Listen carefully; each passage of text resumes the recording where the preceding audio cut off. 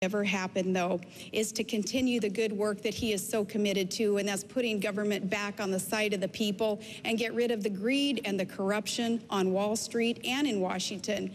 I think we need a little bit of reality from Wasilla, Main Street there, brought to Washington, D.C., so that people there can understand how the average working class family is viewing bureaucracy in the federal government and Congress and the inaction of Congress.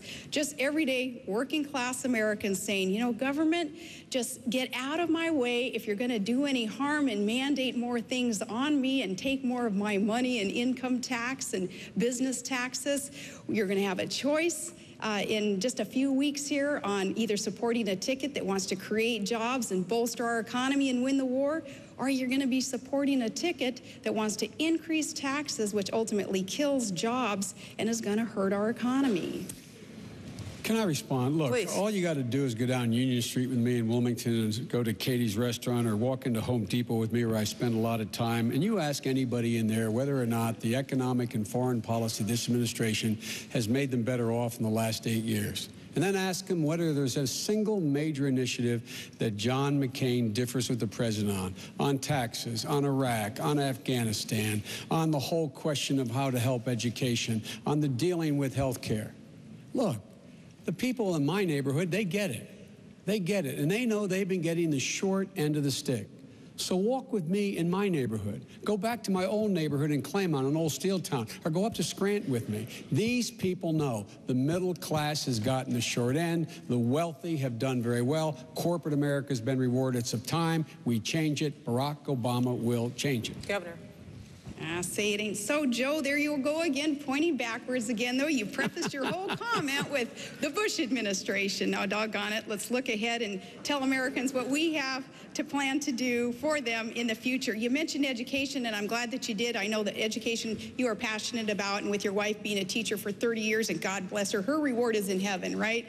I say, too, with education, America needs to be putting a lot more focus on that, and our schools have got to be really ramped up in terms of the funding that they are deserving. Teachers needed to be paid more. I come from a house full of school teachers. My grandma was. My dad, who's in the audience today, he's a school teacher, had been for many years. My brother, who I think is the best school teacher in the year, and there's a shout out to all those third graders at Gladys Wood Elementary School. You get extra credit for watching this debate. Education in America has been, in some sense, in some of our states, just accepted to be a little bit lax. And we have got to increase the standards. No Child Left Behind was implemented. It's not doing the job, though. We need flexibility in No Child Left Behind. We need to put more of an emphasis on the profession of teaching. We need to make sure that education in either one of our agendas, I think, absolute top of the line. My kids as public school participants right now, it's near and dear to my heart. I'm very, very concerned about where we're going in education, and we've got to ramp it up and put more attention in that arena. Everybody gets extra credit tonight. We're going to move on to the next question. Governor, you said in July that you would have to, someone would have to explain to you exactly what it is the vice president does every day. You, Senator, said you would not be vice president under any circumstances. Now, maybe this was just what was going on at the time. But tell us now, looking forward, what it is that you think the vice presidency is worth now. Okay, in my comment there, it was a lame attempt at a joke, and yours was a lame attempt at a joke too, I guess, because nobody got it. Of course we know what a vice president does. They didn't get yours or mine. Either. Which one didn't they get? Mine. No. No, of course, we know what a vice president does, and that's not only preside over the Senate, and we'll take that position very seriously also. I'm thankful that the Constitution would allow a bit more authority given to the vice president also, if that vice president so chose to exert it in working with the Senate. And making sure that we are supportive of the president's policies, and making sure, too, that our president understands what our strengths are. John McCain and I have had good conversations about where I would lead with his agenda, and that is energy independence in America and reform of government overall, and then working with families of children with special needs. That's near and dear to my heart also. And in those arenas, John McCain has already tapped me and said, that's where I want you to lead. And I said, I can't wait to get there and go to work with you. Senator. Gwen, I hope we'll get back to education, because I don't know any government program that John is supporting, not early education, more money for it. The reason No Child Left Behind was the money was left behind. We didn't fund it. But we can get back to that, I assume. With regard to the role of the vice president, I had a long talk, as I'm sure the governor did, with her principal, in my case with Barack. And let me tell you what Barack asked me to do. I have a history of getting things done in the United States Senate. John McCain would acknowledge that. My record shows that. On controversial issues, I would be the point person for the legislative initiatives in the United States Congress for our administration. I would also, when asked if I wanted a portfolio, my response was no. But Barack Obama indicated to me he wanted me with him to help him govern. So every major decision he'll be making, I'll be sitting in the room to give him my best advice. He's president, not me. I'll give my best advice. And one of the things he said early on when he was choosing, he said he'd pick someone who had an independent judgment and wouldn't be afraid to tell him if he disagreed. That is sort of my reputation, as you know.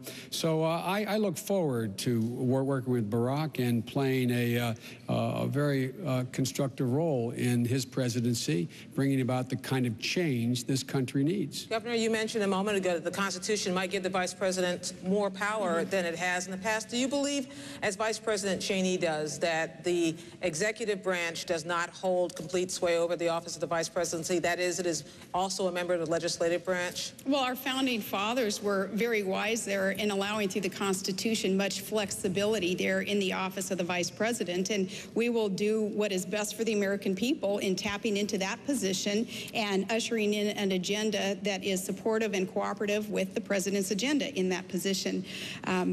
Yeah, so I do agree with him that we have a lot of flexibility in there, and we'll do what we have to do to administer very appropriately the plans that are needed for this nation. And it is my executive experience that is partly to be attributed to my pick as VP with McCain, not only as a governor, but earlier on as a mayor, as an oil and gas regulator, as a business owner.